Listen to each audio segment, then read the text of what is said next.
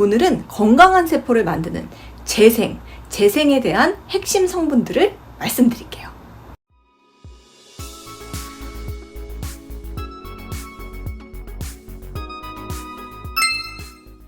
안녕하세요. 데일리 미라클입니다.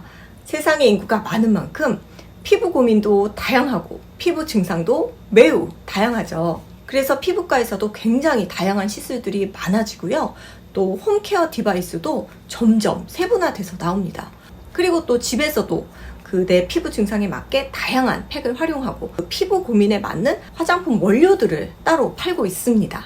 그래서 저도 피부 고민에 맞게 활용을 하고 있는데요. 그런데 우리가 이렇게 다양하게 피부 관리를 할 때 가장 중요한 것은 기본을 지키는 것입니다. 저 역시도 기미, 주름, 잡티, 편편사마귀, 요철 등등 다양한 제 피부 고민을 위해서 바세린, 식초, 베이킹소다, 레몬즙, 율무가루, 비타민C 원액 아주 다양한 재료들을 많이 활용을 하는 편이에요. 듣기만 해도 좀 자극적이긴 한데 분명한 것은 이 재료들을 잘만 활용하면 내 피부 고민이 점차적으로 해결이 된다는 겁니다. 하지만 이렇게 좋은 피부 관리도 약이 되기보다 독이 되시는 분들이 있어요.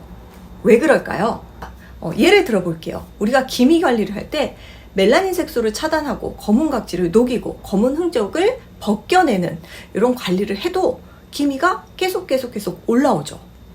왜냐면 이미 이 기미 세포는 정상세포가 아닌 이상세포가 되어버렸기 때문입니다. 그리고 항관종, 비립종, 편편사마귀, 쥐젖 등등 이제 우리가 노화가 시작되면서부터 그런 것들이 하나 둘씩 생기기 시작을 하는데요. 이게 바이러스 유전에 의해서도 생기기도 하지만 우리 피부가 약해져서 그런 거예요.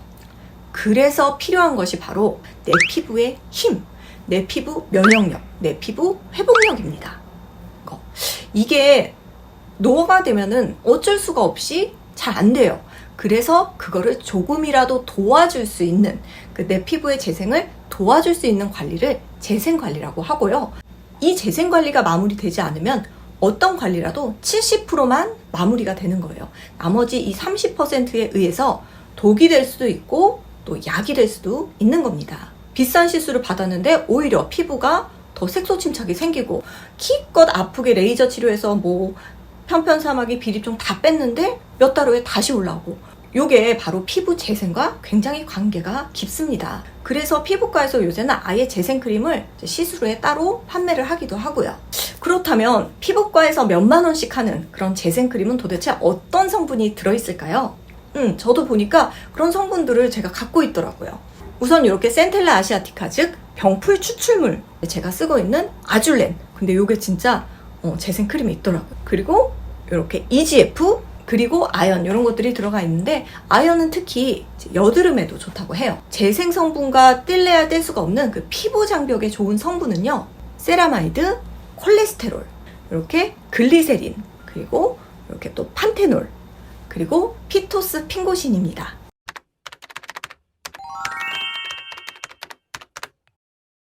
이렇게 보시면 성분의 차이는 조금 있지만 피부를 진정시켜주고 회복을 도와주고 재생을 도와주고 튼튼하게 만들어주는 공통점이 있습니다. 보세요. MTS 직후입니다. 이렇게 하고 그냥 두시면은 이게 일주일 열흘이 가요.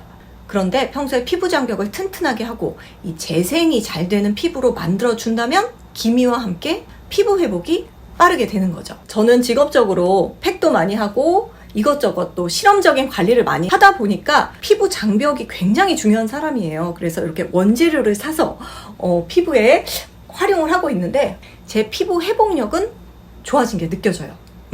그런데 저도 사람이다 보니까 이것들을 매일매일 섞어서 쓰고 관리를 같이 이렇게 한다는 게 귀찮아요. 귀찮다 보면 또 안 하게 되죠. 그래서 요새는 간단하게 짜잔, 네, 이렇게 오브베이스, 이거 진짜 제가 몇 번을 소개시켜 드렸는지 모릅니다. 오브베이스 셀피시 필라핑고신 베리어 크림으로 이렇게 좀 마무리를 해주고 있습니다. 없어. 다 썼어요. 다 쓰고 주문했어요. 제가 이제 다양한 제품을 접해보지만 이게 가장 순해요. 순해서 중학생, 제 조카도 쓰고 있는데 원래는 이게 좁쌀 여드름으로 이제 인터넷에서 좀 유명해졌던 제품인데요. 써보니까 자극적인 기미 관리, 주름 관리 후에 쓰면은 일단 순해서 피부가 쉴 수 있고요. 세라마이드, 판테놀, 피토스핑고시 요건 어디에도 없더라고요. 요것들이 이렇게 들어가 있기 때문에 피부 장벽을 좀 튼튼하게 해줍니다.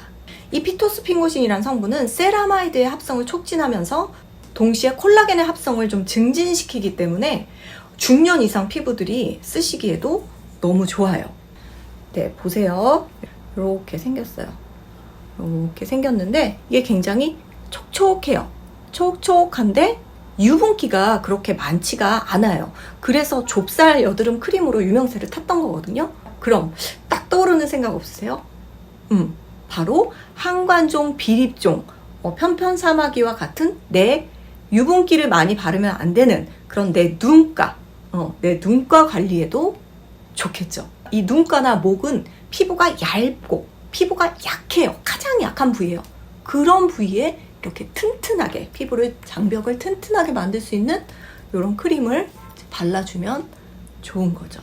촉촉하면서도 유분기가 진짜 과하지 않아요. 좁쌀 여드름이 나는 피부라든지 아니면 눈가에 오돌도돌 항관종, 이효리 씨도 예전에는 항관종 때문에 고민을 했다고 하죠. 그래서 누구한테나 젊은 친구들도 날 수가 있는 게 항관종입니다. 그래서 너무 과한 관리를 내가 했다 그럴 때는 마무리로 이렇게 필라핑고신 베리어 크림 딱 발라주셔도 너무 좋습니다. 나는 어떤 걸 발라도 좀 당기는데 그런 피부들도 있으세요. 그러면 여기에 천연 오일류 덧바르시면 됩니다.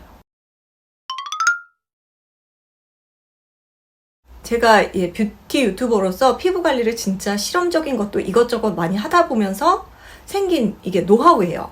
그래서 관리를, 특히 생 관리를 한 후에는 정말 내 피부를 튼튼하게 그리고 내 피부의 재생을 돕는 그런 케어를 루틴처럼 해주시라는 거 오늘 좀 말씀드리고 싶어서 여러분의 피부 관리에 조금이라도 도움이 되셨으면 좋겠습니다.